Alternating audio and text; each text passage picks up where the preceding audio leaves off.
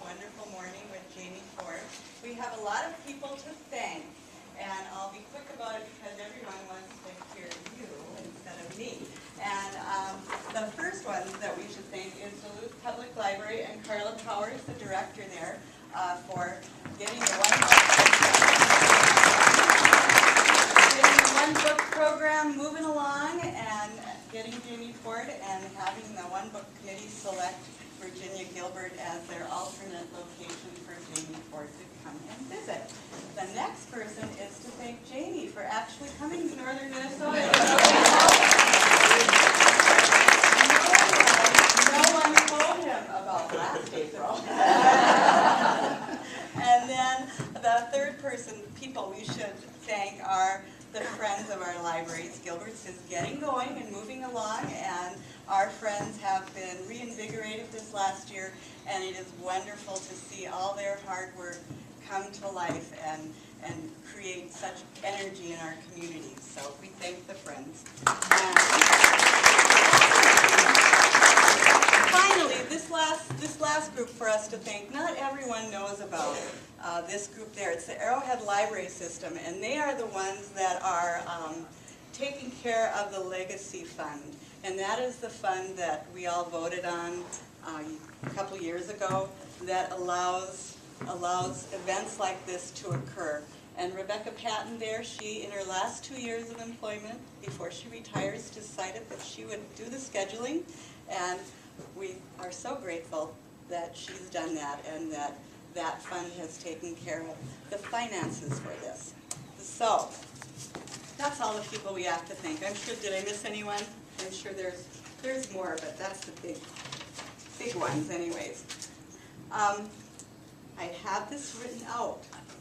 So, I'm pleased to introduce Jamie Ford as the author of The Hotel on the Corner of Bitter and Sweet. He's the great-grandson of a Nevada mining pioneer, Min Chung, did I pronounce that right? Who immigrated from China to San Francisco in 1865. And when Mr. Chung got here, he adopted the American name Ford, which created some confusion and questions that his descendants continued to deal with some 40-odd years later. My maiden name was Whiskey. I can identify. His book, The Hotel on the Corner of Bitter and Sweet, was, in addition to being a New York Times bestseller, also an IndieBound Next List selection, a Borders Original Voices selection, a Barnes & Noble Book Pick selection, Penny's Pick at Costco, a Target bookmarked book club pick, and was named the #1 club pick for Fall-Winter 2010 by the American Booksellers Association. It has been translated into 25 languages and has been the selection for community read programs in other cities and college campuses. And here, Jamie is finishing up his work on his next novel, which might be called Songs from the Book of Souls, or might be called The Whispers of a Thunder God, or maybe another title. Maybe he'll tell us a little more about that today. And he is an award-winning short story writer, an alumni of the Squaw Valley Community of Writers, and a survivor of Orson Scott Card's literary boot camp. So he grew up near Seattle's Chinatown and now lives in Montana with his wife and a house full of teenagers. We thank you for coming, and thank you very much.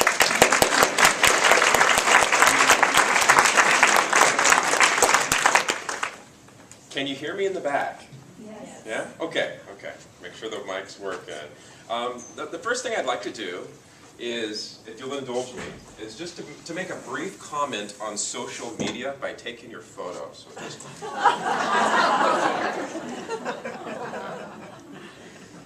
get my camera out. Okay. I'm going to have to move over here. It's a big room.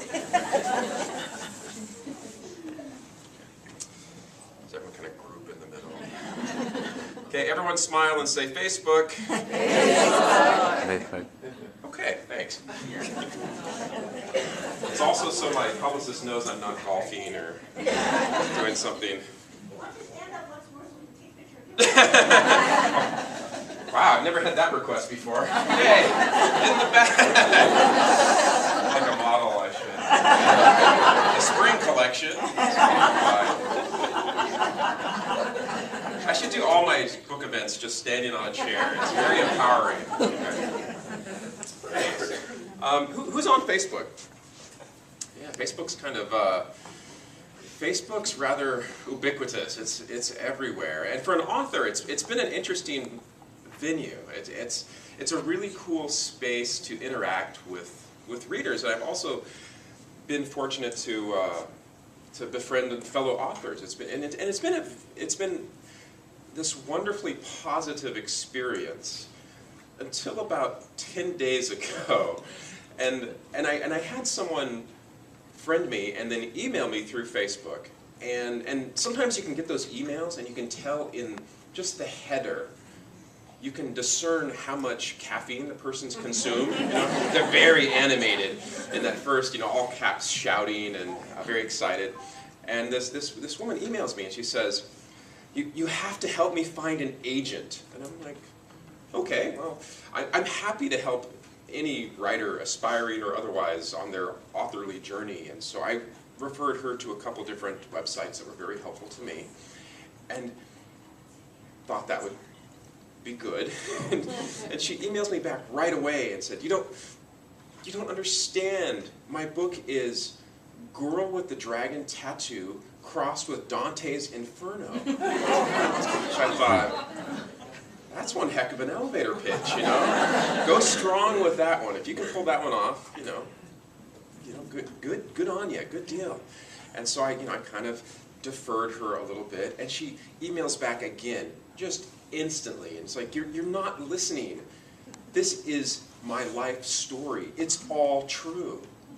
And I don't know if you've read Girl with the Dragon Tattoo. That was when I started to worry. You know, I wonder if this woman has handcuffs and a chloroform-soaked rag, and she's, you know, waiting outside my house, and so then I want to know who I'm dealing with, right? So I go to her Facebook page just to kind of check her out and snoop around. And she has 5,000 friends. I have books in 25 countries. I don't have 1,000 friends. And so evidently, you know, there's something to Girl with the Dragon Tattoo, crossed with Dante's Inferno, coming to a theater near you in IMAX 3D. It'll be a big hit, I'm sure. Well, this is really cool to be here. I have to say, I've never done a book event in a hospital setting. I feel like, you know, you're here for me, or you're here for your cholesterol screening, one of the two. And my wife is a nurse that works in a hospital, so I know if I shout code blue, people will run in with paddles and jumpstart my heart. Because this is, in my normal bookstore event, is at a bookstore. You know, it's that quintessential stop at an independent bookstore somewhere on a random Tuesday night, going head to head with Dancing with the Stars. And I say that half in jest, but I did do a book event about a year ago at Politics and Prose, this stalwart independent bookstore in Washington, D.C. And I have a cousin that, he lives in Virginia, he works in D.C., and so I emailed him and said, you know, come out to the bookstore, you know, support the family. And he